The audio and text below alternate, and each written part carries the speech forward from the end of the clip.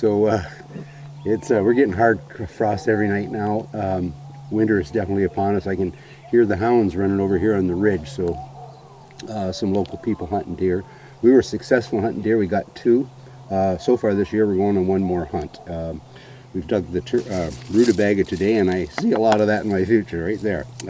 Anyway, let's find some different recipes for turnip. So we got that dug. We got the parsnips dug. Get that in the root cellar, and aside from planting our garlic, our gardening will be finished for the winter. We'll get it tilled over and put some leaf matter on it and put it to bed for the winter, ready for next spring.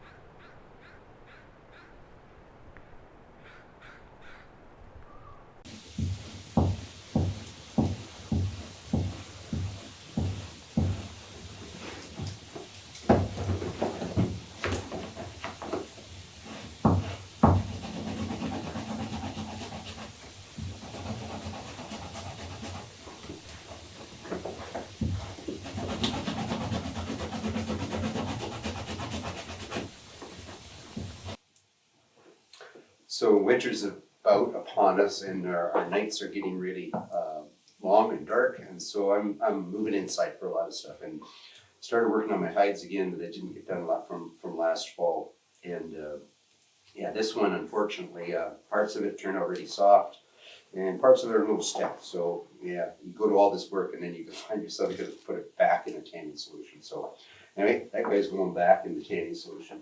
Today, I thought.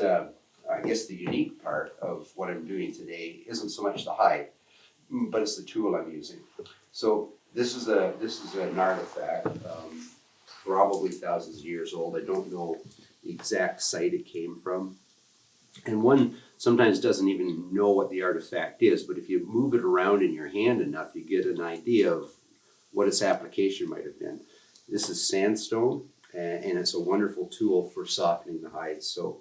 Anyway, I've laid out a bunch of them. I'm going to pour myself a cup of coffee here, and I thought I might show some of the tools that Stone Age American Indigenous peoples used before European contact, and then sort of the transition from Stone Age period into sort of the modern time with steel and what have you. Anyway, I get myself a cup of coffee.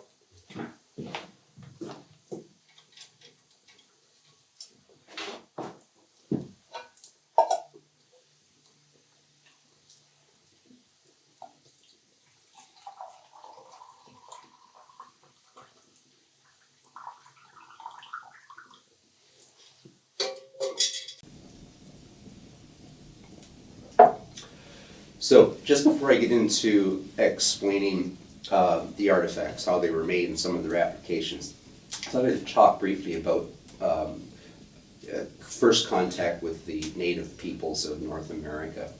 So when the early settlers arrived, they saw these head chiefs and they thought them kings. And bear in mind that everybody at that time was coming from countries, all the immigrants were coming from countries that had a monarchy. But it didn't take them long to realize that chief, it wasn't hierarchy. It was the will of the people, not the will of God, that put him in his position. And he got that position by demonstrating his fitness for it. So it wasn't long until that ideal was taken back to Europe, first by the French and then to the English. And there was an English philosopher named Locke who first coined the words government by the governed. And Thomas Jefferson was so intrigued by the thought of a democratic society, he took those words, he incorporated them into the Declaration of Independence. And I just find it fascinating that the indigenous peoples of this continent actually started the democratic movement that we know today and enjoy today. Anyway, back to my artifacts.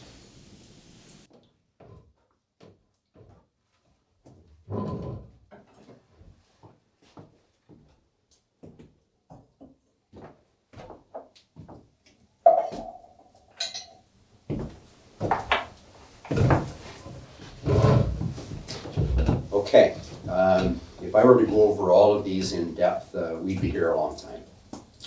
My fascination with, I guess, history and particularly artifacts started at a very young age. So on our family farm in the spring, I was just, well, not a toddler, but not all that old. I would follow my dad as he plowed the fields. And with the frost heaving and thawing action, it would bring artifacts to the surface. And I literally collected baskets full of artifacts that otherwise would have been just crushed or turned into the soil and lost. And yeah, it became quite a passion as a child.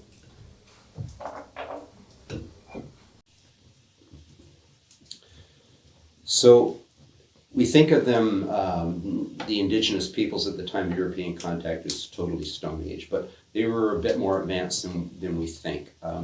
So we introduced them metal items. So we know this item because every blacksmith puts a touch mark on his product, or most. For example, if I make a knife on my forge, I have a touch mark. It's essentially my signature of something that I crafted. So we know this was made in France, and we know that it was we're pretty confident that it was intended for trade with the Huron nation. But natives weren't it's primitive. They were slowly, gradually moving into the Metal Age. So these are two really good examples. That one would be a spear point, and that one would be a knife blade. And that's hand-pounded copper that probably came from the north shore of Lake Superior. There was a huge trade network and stuff was moved about. So they were in the process. And the reason they were able to start the break free, if you would, from the Stone Age era is that they were moving gradually into an agrarian culture. So South Central American natives were all agrarian. Woodland natives in and around the Great Lakes, about 30% of them were. The rest still remained hunter-gatherers at that time period. And they traded, obviously, with the people who grew food. They'd trade furs. Those furs, the agrarian people would trade with the Europeans for goods, copper pots, axes, etc. Let's begin by looking at a modern axe. And when I say modern, given this is French-made, French and Indian Wars end in 1753. This predates that time period. But let's assume this was modern as compared to what natives were using at the time. So if you think about making arrowheads, they knap them. They'd use strategic, they'd read the flint or whatever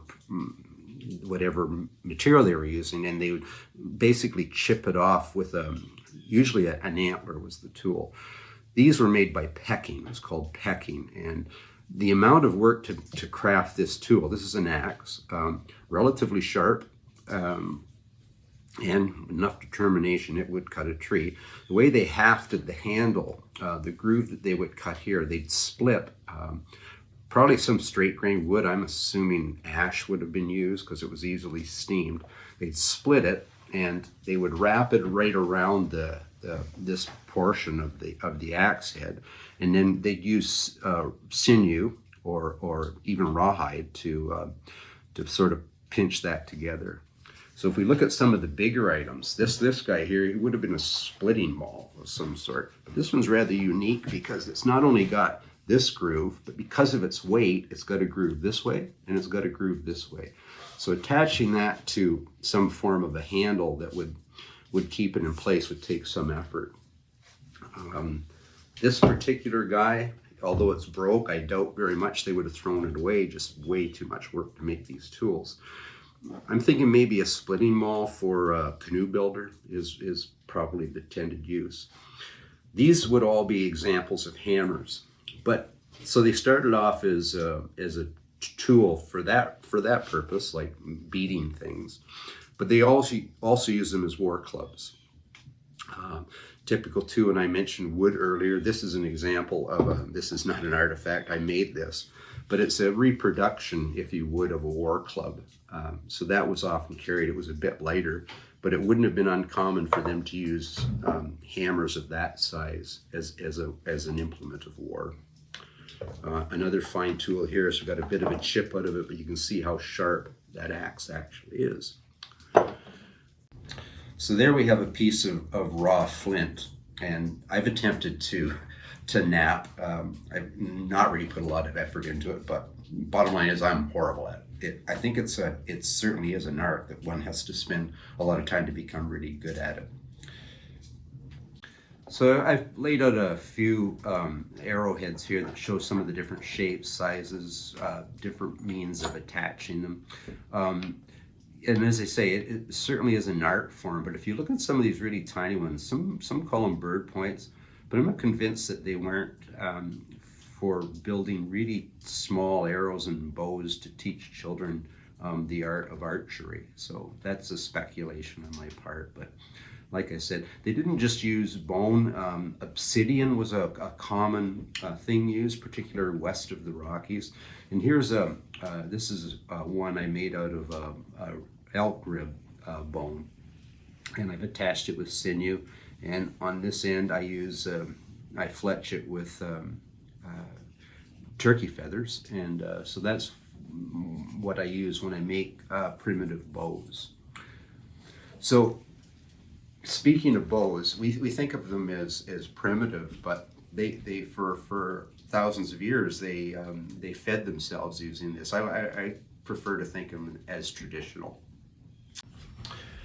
So what we have here isn't a piece of rock. This is actually petrified pemmican, and it came from South Saskatchewan area. It's super light. It's like holding a piece of cork.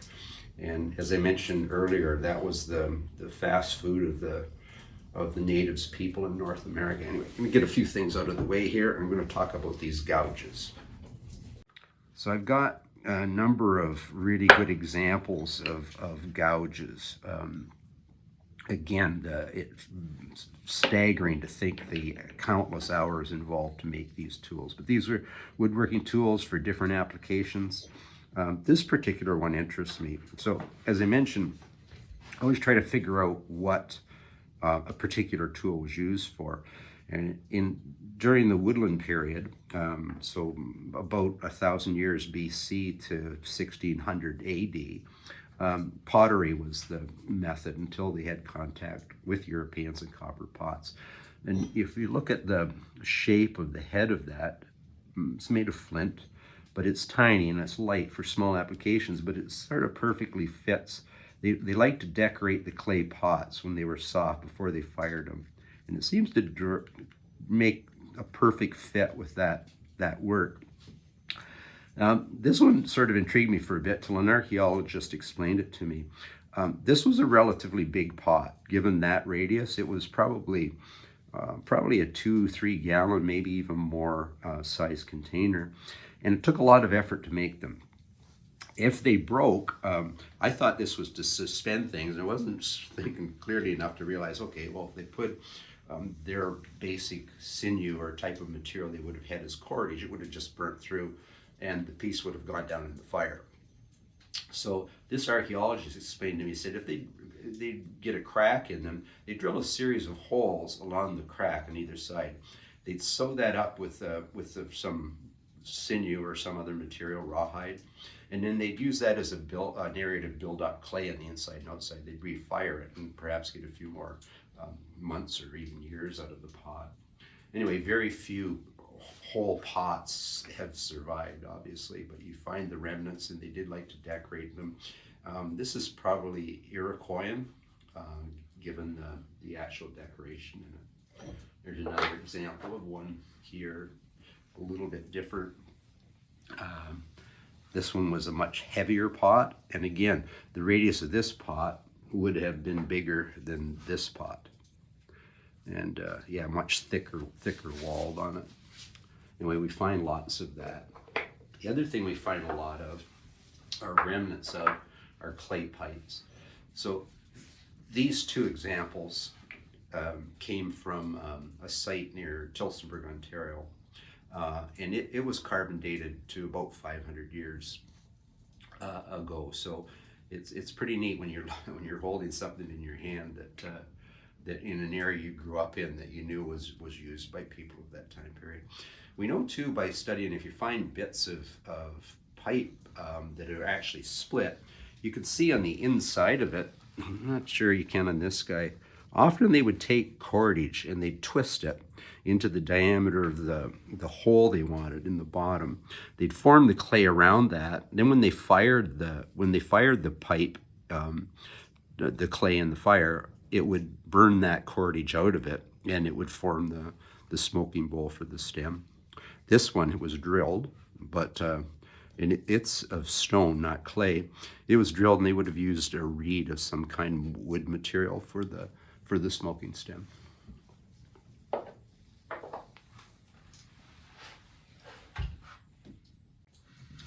We've got here 3 really good examples of pestles.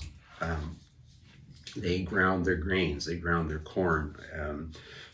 They were used for all kinds of applications, but the grinding of corn was the primary one. And they're classic examples of ones made from stone. But again, the time to make these tools just absolutely fascinates me. This particular one was found a few miles from the farm I grew up on. I'm not sure it mightn't have had other applications. It was rare they would make them that shape, but it certainly has the look of a pestle. I can't figure that out any more than that. Again, back to feeling something in your hand to try to determine what was for. This is a good example. This piece. It has right here, actually, it has, and this has been chipped, so it has the exact indentation of a thumb.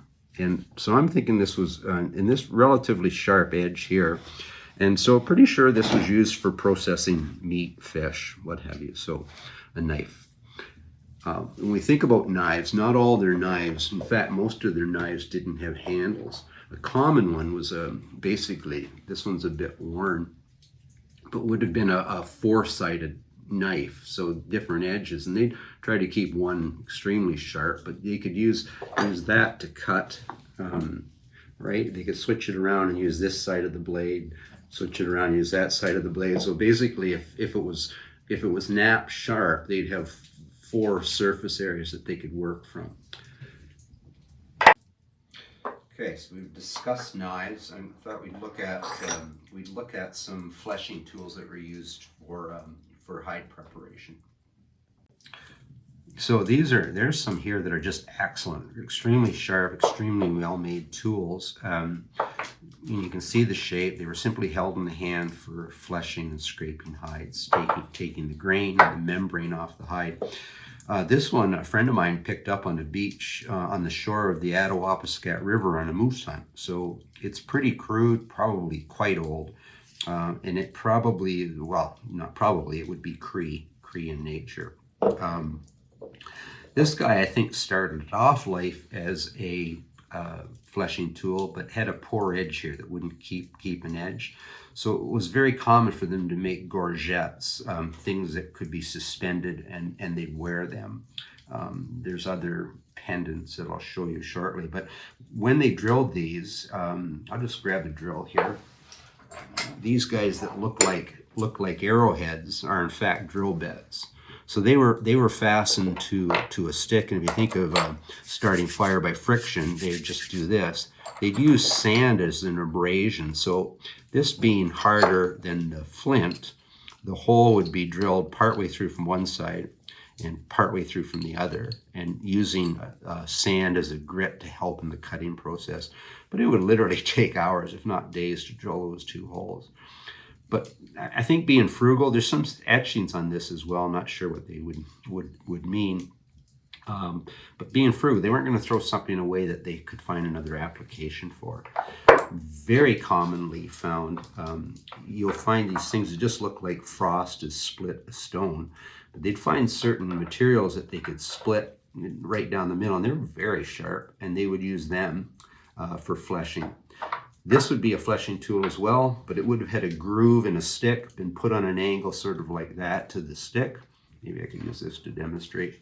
Something like mounted like that and put into the, or like that, sorry. And they would use that to give them more force as a fleshing tool. A couple of items I have no idea is that one. Obviously, it saw a lot of use. It might have been a pestle for medicine man, medicine woman. And there's another similar one here that I really don't know what it was used for, but it was certainly used a lot. And we're going to go over here and we'll look at some bone tools. So we talked about stone, we've talked about clay, we've talked about wood. Bone was commonly used. So this tool, you'll find a lot of them in sites, and they were just a basic pounding tool.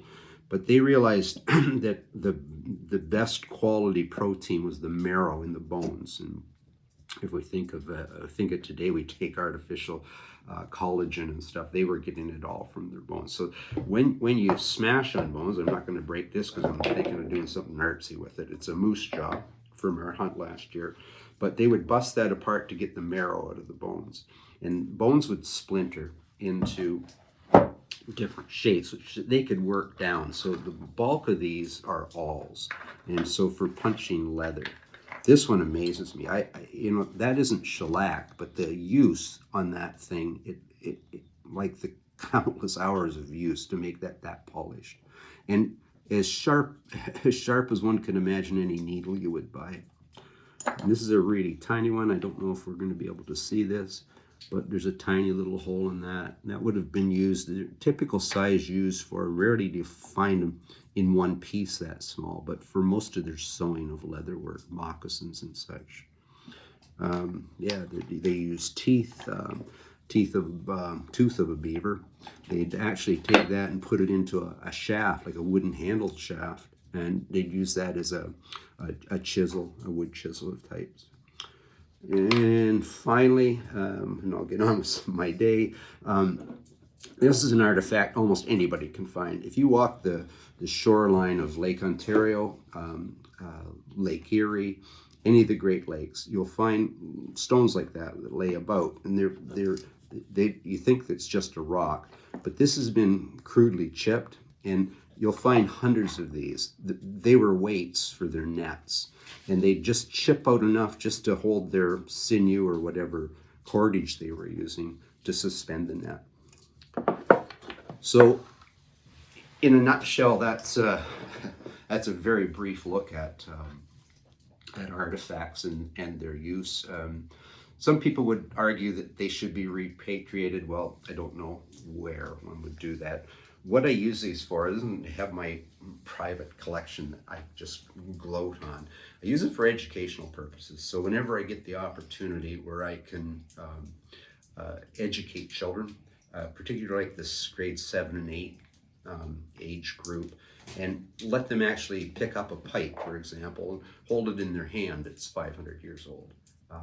And it's pretty interesting to see their excitement and interest when they hold it. Like I've had one girl would pick up this guy and she'd say, "What's that for, Mr. Kelly?" And I would say, "Well, that's a fleshing tool." And they go, "Ooh," and they'd put it down. Anyway, they have a lot of fun with it. I have a lot of fun with it, and it's a very useful tool for educating kids when they can do it. Anyway, I've got all the produce is in our root cellar now, and I'm going to get out of these fancy duds into my work clothes, and I got to get the garlic in because we're heading to Manitoulin for one final deer hunt.